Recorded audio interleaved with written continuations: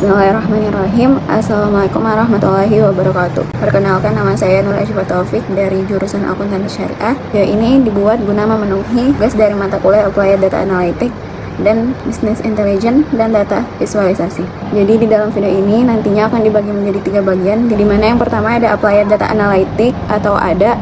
Di sini saya akan menunjukkan bagaimana cara mengimpor dataset ke Google Colab, lalu melihat struktur data, serta menampilkan ringkasan statistik dari dataset tersebut. Yang kedua ada Business Intelligence dan Data Visualization, di mana saya akan membuat visualisasi menggunakan Tableau, itu membandingkan grafik yang baik dengan grafik yang sengaja dibuat kurang baik. Lalu yang ketiga atau yang terakhir, saya akan menyampaikan poin pembelajaran serta pengalaman saya yang saya peroleh di kelas dan saya terapkan melalui tugas ini. Langsung aja di sini yang pertama ada dari bagian Applied Data Analytics, di mana saya menggunakan dataset dengan jumlah sekitar 120 baris dan 8 kolom. Data ini saya impor ke Google Colab menggunakan bahasa pemrograman Python dengan library Pandas. Lalu maka yang saya lakukan yaitu menampilkan 5 baris awal data. Yang kedua mengecek jumlah baris dan kolom. Di sini terlihat ada 120 baris dan 8 kolom. Terus saya selanjutnya melihat nama kolom dengan kode data from columns.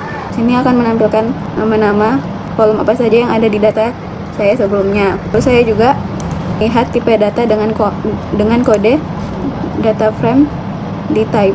Di sini kita bisa melihat setiap kolom itu tipenya apa sih, seperti ada transaksi, tipenya objek, unit price, tipenya integer, lalu ada payment method, tipenya objek, dan sebagainya.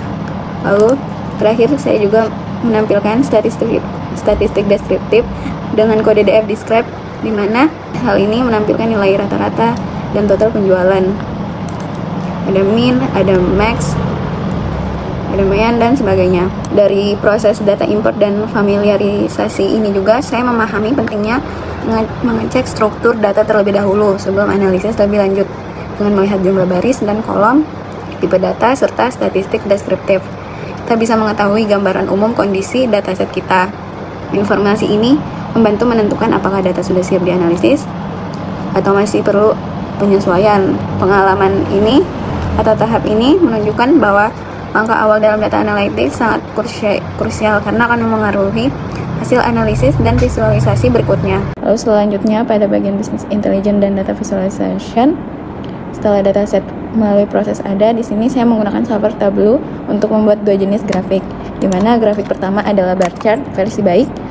Grafik ini menampilkan total penjualan dari setiap kategori seperti books, clothing, kosmetik, elektronik, food, dan stationery. Grafik ini bisa disebut versi baik karena warnanya jelas, ada label angka pada tiap bar, serta mudah untuk dibandingkan. Dari sini kita bisa melihat bahwa kategori food memiliki penjualan tertinggi sedangkan clothing terendah. Lalu grafik kedua ada pie chart versi tidak baik. Pada grafik ini warnanya terlalu mirip, tidak ada label nilai maupun presentasi, dan ukuran potongan pie sulit dibedakan. Hal ini membuat data menjadi membingungkan untuk dipahami. Jadi dari perbandingan ini terlihat bahwa meskipun datanya sama, pemilihan visualisasi yang tepat sangat memengaruhi kejelasan informasi. Grafik bar chart lebih efektif dibanding pie chart karena informasinya langsung terbaca jelas oleh pembaca. Jadi disinilah pentingnya Business Intelligence dan Data Visualisasi, di mana membuat data disajikan dengan visualisasi yang menarik dan mudah dipahami.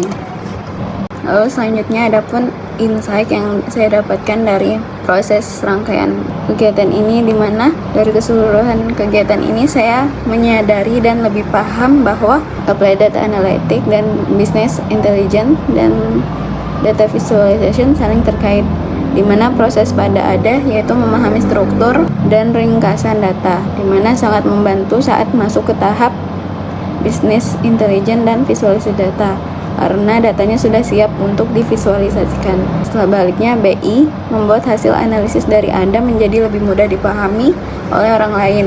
Dengan dataset yang rapi dan visualisasi yang tepat, analisis data dapat memberikan insight yang bermanfaat, khususnya dalam pengambilan keputusan di bidang ekonomi dan akuntansi syariah.